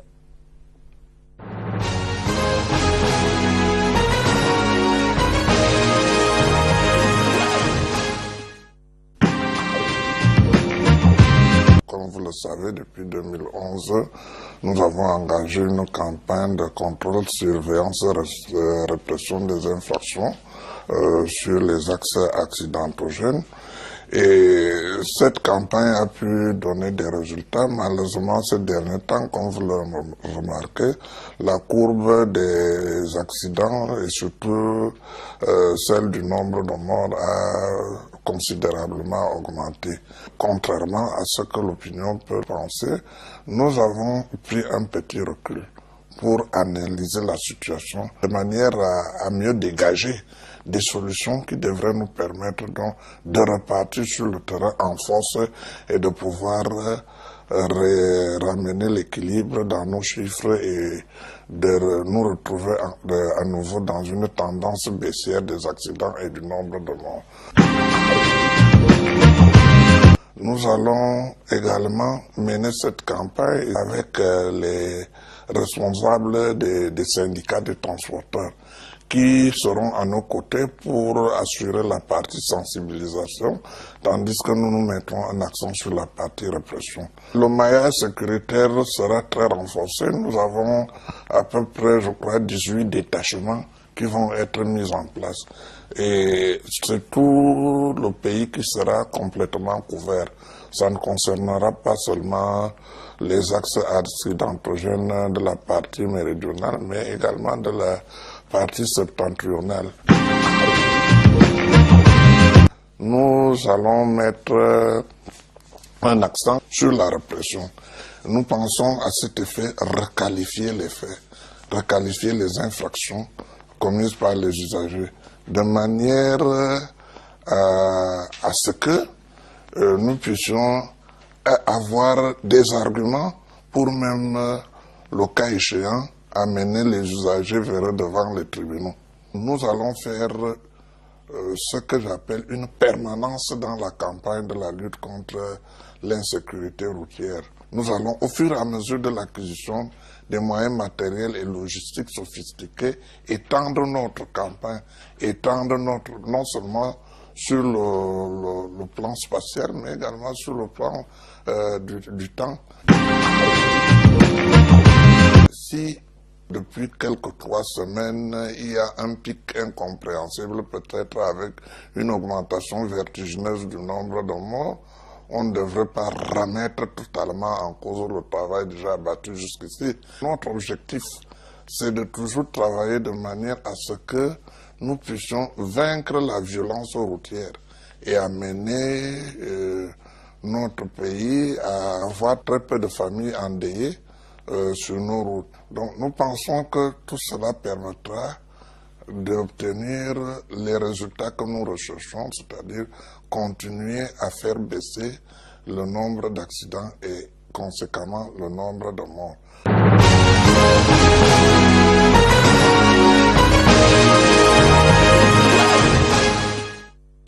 Avec cet élément du secrétaire d'État à la Défense en charge de la gendarmerie, nous entamons donc la deuxième une de cette édition de Scène de presse et nous parlons donc de ces accidents de la circulation qui causent des désarrois dans les familles, qui sèment la désolation dans les familles. 15 morts encore aujourd'hui dans un accident de la circulation sur l'axe lourd Douala-Yaoundé. Bonsoir mon colonel.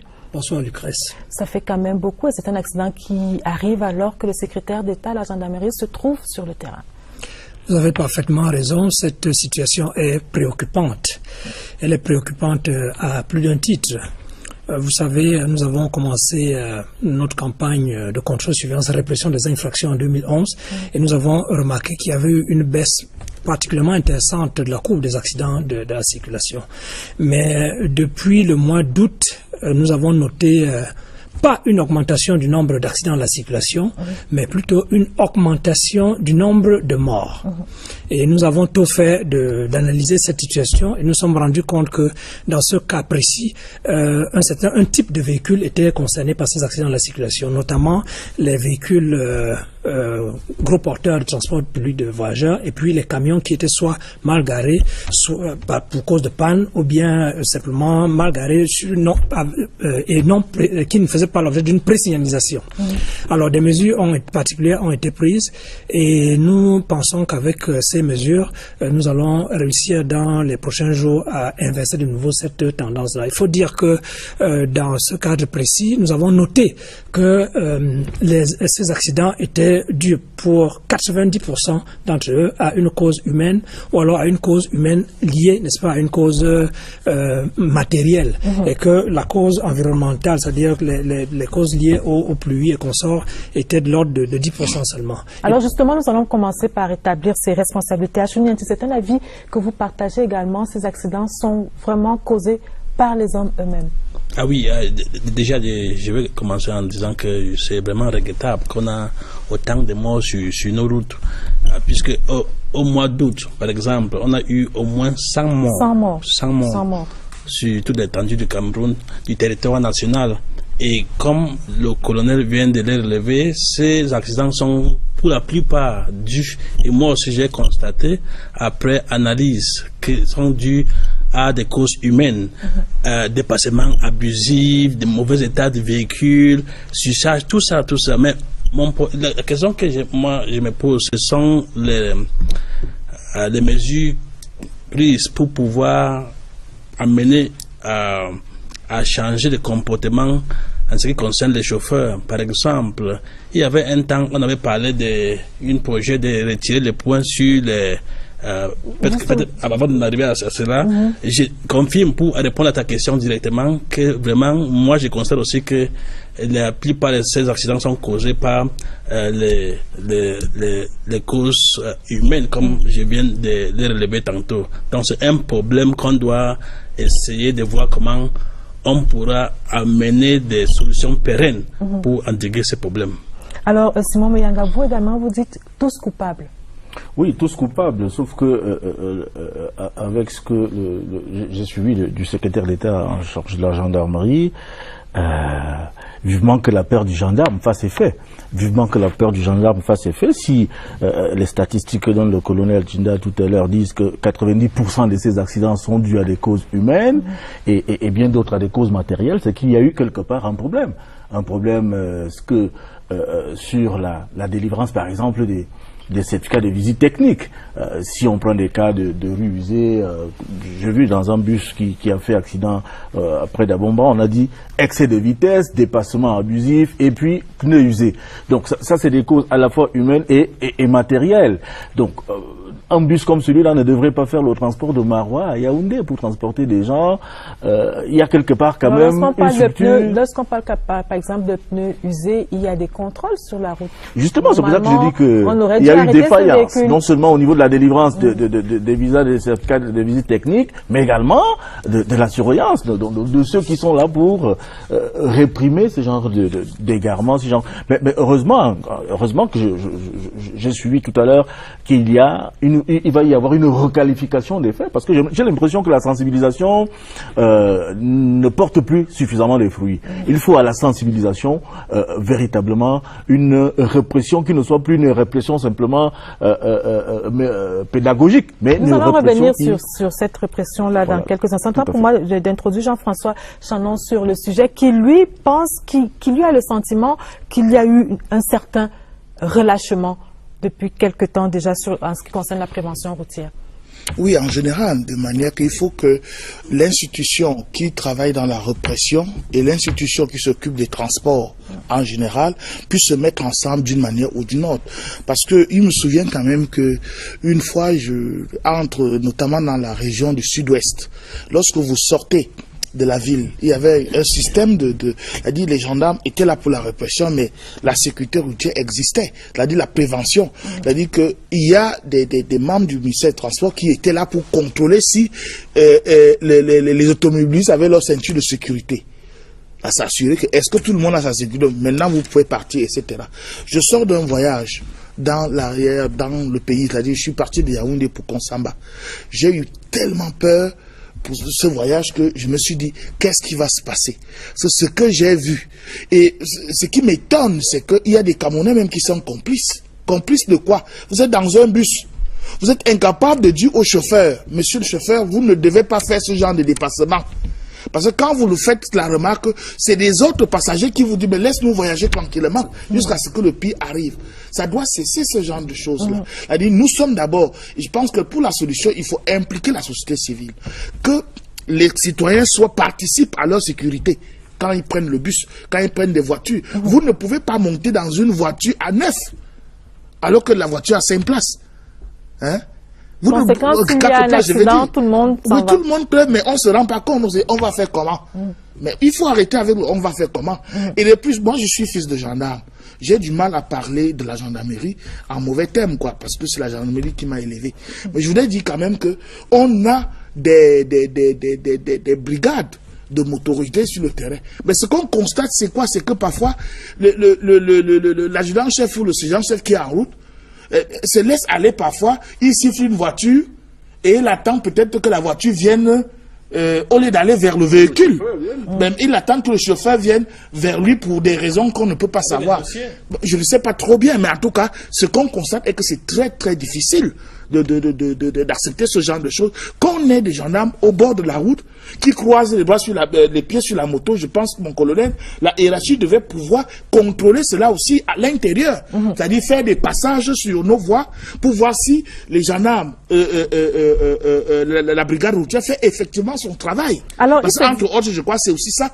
pour cela qu'on leur donne des motos. Alors, et donc pour croiser les bras, attendre que le gars vienne donner le dossier avec peut-être un billet dedans. Il faut arrêter tout ça. Alors, on va revenir sur le colonel Tchinda. Il se dit également que les conducteurs jouent, à la suite de ce que Jean-François Chanon vient de dire, il se dit également que les conducteurs jouent un peu au chat et à la souris avec les gendarmes. La plupart de ces conducteurs savent déjà où se trouvent les radars. Donc lorsqu'ils sont entre deux radars, ils savent comment rouler. Lorsqu'il n'y a plus de radar devant eux, ils remettent la vitesse et puis ce qui doit arriver arrive. Est-ce qu'on peut imaginer, par exemple, qu'on multiplie les radars sur les différents axes routiers, notamment les axes les plus accidentogènes? Bien, il faut savoir qu'il existe plusieurs types de radars, enfin des cinéomètres laser. Il existe des radars fixes et des radars mobiles. Les radars que nous utilisons actuellement sont des radars mobiles. Et nous prescrivons à nos détachements la mobilité. La mobilité pour le détachement parce que le poste doit être changé régulièrement au cours de la journée. La mobilité également pour les patrouilles, pour ceux qui sont à moto, pour qu'effectivement on puisse suivre les usagers au-delà du poste d'interception. Parce que nous avons remarqué effectivement, et c'est d'ailleurs ça qui a fait que nous passions de la 2e à la 3e génération de notre opération, nous avons remarqué que quand les usagers dépassaient le poste d'interception, ils remettaient les pleins gaz, étant convaincus qu'ils ne vont plus trouver un autre poste dans les peut-être 20-30 km qui suivent. Donc des mesures ont été prises dans ce sens. Et nous sommes d'ailleurs en train de commencer des formations particulières pour que nos personnels puissent être formés de nouveau à cette pratique des patrouilles que nous voulons être permanente. Donc, s'agissant maintenant des cas qui ont été évoqués tout à l'heure pour des véhicules avec des roues usées, nous avons également durci notre façon d'intervenir. Dorénavant, il ne sera plus possible pour un usager qui circule avec des roues usées de pouvoir, après avoir été entendu pour les faits, ou bien après avoir payé volontairement l'amende forfaitaire, de continuer le voyage avec la même voiture. Le véhicule est dorénavant immobilisé jusqu'à ce qu'on remplace les roues. Si au bout de 48 heures, les roues ne sont pas immobilisées, les roues ne sont pas remplacées, le véhicule est mis en fourrière. Donc, nous, dorénavant, faisons cesser automatiquement l'infraction avant de remettre le véhicule en circulation. Et comme le ministre l'a dit tout à l'heure, nous sommes en train de durcir davantage pour combiner aux infractions qui sont prévues dans le code de la route, le code communautaire CEMAC. Nous sommes en train de voir, nous sommes également en train d'y associer l'article 220 du code pénal qui parle des activités dangereuses pour que les gens qui se comportent comme des délinquants sur la route soient sanctionnés plus durement. On peut imaginer des peines privatives de liberté, par exemple, aussi? Mais bien sûr, pour une activité dangereuse. Pour quelqu'un qui est sous, par exemple, et qui est complètement en état d'ébriété et qui se prend le volant tout de même, sans que même les propres concitoyens qui montent de cette voiture ne lui fassent la remarque. Mais c'est une activité grave, dangereuse, n'est-ce pas, mise en danger de la vie d'autrui. Alors, Simon Meyanga, vous pensez par exemple qu'il faut aller jusqu'à fermer certaines agences de voyage? Fermer des agences, à la limite fermer également même des agences de contrôle technique qui délivrent les certificats. Parce que je prends le dernier cas de l'accident de Mouyouka. On vous dit sur une colline, un camion a perdu ses freins. Bon, c'est vrai que ça peut arriver, c'est des pannes mécaniques. Mais j'imagine quand même la qualité des camions qui perdent ses freins. Ça doit être un camion qui remonte à Mathusalem. Mais je pense qu'il faut aller jusque-là, aller jusqu'à avoir des gens qui ont osé délivrer les certificats de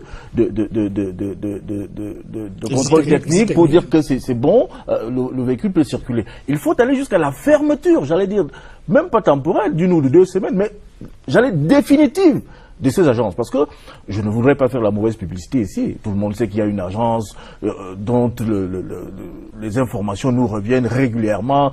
Tel a fait l'accident en bus de telle agence, en bus de telle agence, en bus de telle agence. Il faut s'interroger sur... Et sur le lieu d'accident, voilà.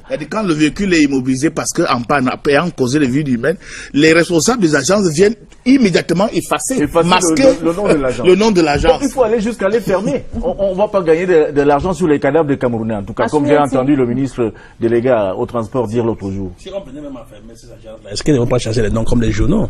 Il y a les journaux qu'on a interdit chaque jour et ils changent les noms, les titres. Donc votre problème, c'est l'implémentation et le suivi des mesures prises. Justement, les mesures prises, parce que j'ai essayé d'évoquer quand j'ai pris la parole tantôt on nous a projeté un projet là, il y a quelques temps de cela, il s'agit de retirer les points des points sur les permis de conduire. Il faut qu'il y ait introduction du permis à point. Mais c'est donc ça le problème. Où en sommes-nous avec ces projets?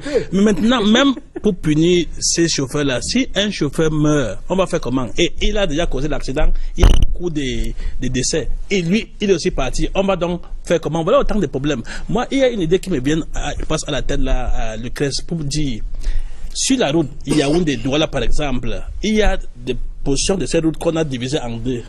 Donc c'est plus facile. Il n'y a pas, s'il y a même des passements, tu ne peux pas croiser notre voiture qui vient de l'autre côté. Est-ce qu'on ne peut pas faire ça de Yaoundé à Douala? Je pose ta question. Parce que même si on fait tout ce qu'on dit là, même si... Madame, Monsieur, nous sommes très heureux de vous retrouver dans le cadre du débat des hommes et femmes des médias sur la CRTV, des journalistes soutenus par des experts à la science avérée. Au menu de ce 438e numéro, crise dite anglophone, le président de la République opte pour l'apaisement. Paul Biya a ordonné l'arrêt des poursuites contre Paul Aya Biné, Congo Félix Agbor, Fontem Afote Kaneba et compagnie interpellés dans le cadre des troubles dans le nord-ouest et le sud-ouest. La surprise du chef salué de tous est-elle de nature à mettre un terme à la crise qui secoue cette partie du pays? Scène de presse ouvre le débat en cette veille de rentrée scolaire.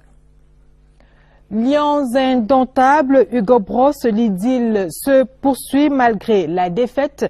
Le sélectionneur de l'équipe Fagnon dément la rumeur sur sa démission après la déculottée face au Nigeria, 4-0. Le team presse officer est sur le plateau de scène de presse ce soir pour le confirmer.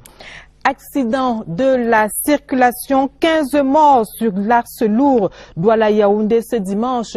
Le bilan des victimes sur nos routes s'alourdit alors que le secrétaire d'État à la défense en charge de la gendarmerie appuie sur l'accélérateur de la répression depuis vendredi dernier. Dimanche, autant pour moi, démarche soutenue sur le plateau de scène de presse ce soir par nos invités. Également au menu, vos rubriques habituelles en zooming, température de la rentrée scolaire dans les régions du nord-ouest et du sud-ouest. En focus, le secrétaire d'État à la défense en charge de la gendarmerie, Jean-Baptiste Bokam, dit tout sur la suite de l'opération contrôle, surveillance et répression entamée depuis 2011. Mais avant, faisons connaissance avec nos invités du soir. Christelle Avom est notre guide.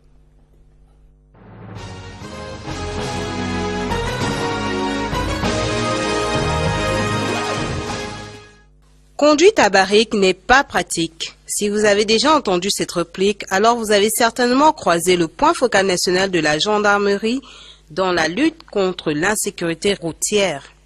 Le colonel Chinda Henry, puisqu'il s'agit de lui, est le chef du service de l'emploi et des structures de la gendarmerie. Officier supérieur de gendarmerie et major de la promotion intégrité territoriale, il a commandé successivement plusieurs unités de gendarmerie mobile et territoriale avant d'être nommé chef d'état-major de la Légion de gendarmerie du centre à Yaoundé. Atana Vincent de Paul est rédacteur en chef des journaux du jour. Journaliste issu de la 28e promotion de l'ESTIC, il était précédemment chef service sport à la rédaction de la CRTV TV. Mais avant, il a fait ses humanités au quotidien Mutation et a prêté sa voix à la Mountain Radio de Boya. Le Team Press Officer des Lions vient nous dérouler le plan d'action de cette équipe des Lions indomptables en qui nous ne cessons d'avoir foi. Pour poser l'équation de la justice au sujet de la crise anglophone, qui d'autre qu'un grand reporter peut identifier les inconnus? Ashunyanti est diplômé de l'ESTIC. L'ancien rédacteur en chef de langue anglaise par intérim est depuis 5 ans chef d'ex-politique au poste national.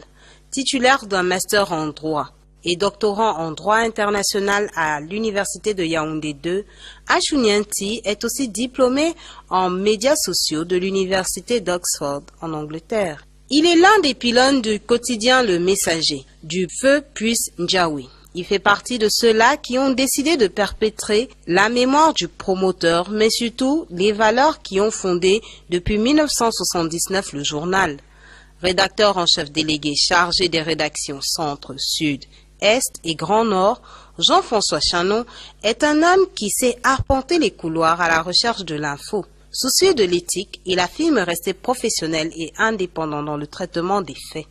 Simon Meyanga est le coordonnateur et présentateur de l'émission Espace politique pour le RDPC à la télévision nationale.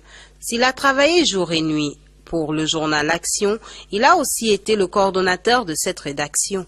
Chef du service de la communication à la CNPS, Simon Meyanga est journaliste principal et écrivain. D'ailleurs, vous le lirez bientôt dans une biographie d'une figure emblématique de la chambre basse. Luc Mirat Kissop est avocat au barreau du Cameroun, barrister and solicitor à la Supreme Court of Nigeria and Cameroon. Il est aussi vice-président à l'Union des jeunes avocats du Cameroun.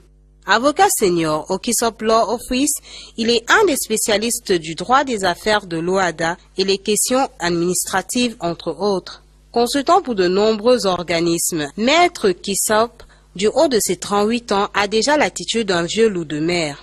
S'il est sur le plateau ce soir, c'est parce qu'il est l'un des avocats de Aya Paul Abiné.